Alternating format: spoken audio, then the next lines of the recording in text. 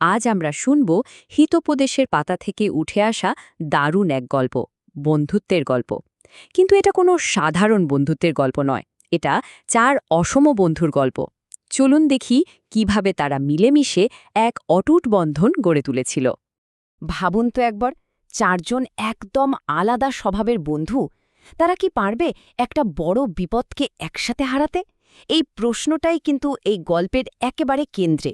চলুন এই অসাধারণ যাত্রার গভীরে যাওয়া যায়। তো গল্পের শুরুটা হচ্ছে এক শান্ত সবুজ জঙ্গলে। ভাবতেই একটা সুন্দর ছবি ভেসে ওঠে, তাই না? আর সেখানেই ছিল 4 অদ্ভুত বন্ধুর এক অবাক করা আড্ডা। আমাদের গল্পের প্রথম চরিত্র হল একটা বেশ বুদ্ধিমান কাক। সে থাকত একটা বিশাল বটগাছের সবচেয়ে উঁচু ডালে, আর সেখান থেকে বুঝতেই পারছেন পুরো জঙ্গলটা ছিল তার নখদর্পণে। আর ওই গাছের নিচেই থাকত তার এক বন্ধু। কে সে? একটা চালাক ইঁদুর। তার বুদ্ধি ছিল মানে বিদ্যুতের মতো ঝলসে উঠত। কাছেই একটা টলটলে জলের পুকুর ছিল, আর সেখানে থাকত আরেক বন্ধু, এক ধীর স্থির কচ্ছপ। দেখতে শান্তশিষ্ট হলেও তার ধৈর্য আর জ্ঞান ছিল কিন্তু অনেক। আর এই 3 জনের দলে যোগ দিল চতুর্থ জন, এক সুন্দর মায়াবী হরিণ। ওর আসার পর তো জঙ্গলটা যেন আরও বেশি করে জীবন্ত, আরও রঙিন হয়ে উঠল।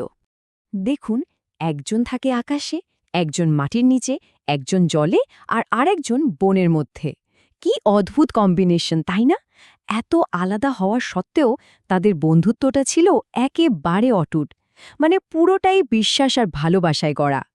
কিন্তু সব ভালো গল্পের মতোই এই শান্ত জীবনেও হঠাৎ করে একটা বিপদের কালো মেঘ ঘনিয়ে এলো, আর এটাই হতে চলেছিল তাদের বন্ধুত্বের সবচেয়ে বড় পরীক্ষা। ঘটনাটা ঘটল একদিন। খাবারের খোঁজে হরিণটা একটু বেশি গভীরে চলে গিয়েছিল বনের, আর ঠিক তখনই শিকারির পাতা একটা ফাঁদে সে আটকে গেল। ব্যাস, সব পথ বন্ধ। কিন্তু উঁচু ডালে বসা কাকের চোখ এড়ায়নি কিছুই। বন্ধুর এই অবস্থা দেখে সে এক মুহূর্ত দেরি করল না, সোজা ঝড়ের গতিতে উড়ে গেল বাকিদের খবরটা দিতে। আর ঠিক এখান থেকেই শুরু হলো আসল পরীক্ষা। খবরটা কানে আসতেই বাকি বন্ধুরা বুঝে গেল যে আর এক মুহূর্ত নষ্ট করার মতো সময় তাদের হাতে নেই। তাদের প্ল্যানটা ছিল কিন্তু দারুণ, মানে কেউ কাউকে বলে দেয়নি, কিন্তু প্রত্যেকেই যেন নিজের দায়িত্বটা ঠিক বুঝে নিয়েছিল। কে কি করবে সব ঠিক। আর প্ল্যানটা এক্কেবারে নিখুঁতভাবে কাজ করল। ইঁদুরটা তার ধারালো দাঁত দিয়ে কচকচ করে জালের দড়ি কেটে ফেলল, আর শিকারি এসে পৌঁছানোর ঠিক 1 মুহূর্ত আগে হরিণটা মুক্ত। কিন্তু একটা সমস্যা হয়ে গেল। ওই তাড়াহুড়োর মধ্যে বাকিরা তো বেশ দ্রুত পালিয়ে গেল, কিন্তু বেচারা কচ্ছপ তার ধীর গতির জন্যে শিকারির হাতে ধরা পড়ে গেল। তার মানে বিপদ কিন্তু এখনও কাটেনি, বরং এবার তারা আরও বড়, আরও কঠিন একটা চ্যালেঞ্জের মুখোমুখি হল।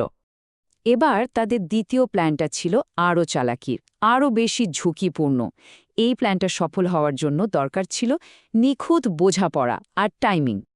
শিকারি তো লোভে চকচক করে উঠল, ভাবল, বাহ, একটার বদলে 2টো শিকার। এই ভেবে সে কচ্ছপটাকে মাটিতে ফেলেই ছুটল হরিণের দিকে, আর সোজা গিয়ে পড়ল বন্ধুদের পাতার নতুন ফাঁদে। শিকারির নজর যেই সরল, অমনি ইঁদুরটা এসে কচ্ছপের বাঁধন কেটে দিল। কচ্ছপও সুযোগ পেয়ে সাথে সাথে পুকুরের জলে ঝাঁপ, আর ওদিকে হরিণটাও এক লাফে উঠে বনের গভীরে উধাও। অবশেষে সবাই আবার একসাথে। আর এই পুরো ঘটনাটা থেকে তার একটা জিনিস খুব ভালো করে বুঝল। কি বলুন তো? যে সত্যিকারের বন্ধুকে বিপদের সময় চেনা যায়, আর একতা আর বুদ্ধি, এর চেয়ে বড় শক্তি আর কিছু হয় না। এই গল্পটা শেষ পর্যন্ত আমাদের একটা প্রশ্ন নিয়ে ভাবতে বাধ্য করে। আচ্ছা, ওদের মধ্যে যদি এই একতাটা না থাকত, তাহলে কি ওরা এই বিপদ থেকে বের হতে পারত? মনে হয় না। হয়তো এটাই বন্ধুত্বের আসল ম্যাজিক, যেখানে সবার আলাদা আলাদা শক্তি মিলেমিশে এক হয়ে যায়।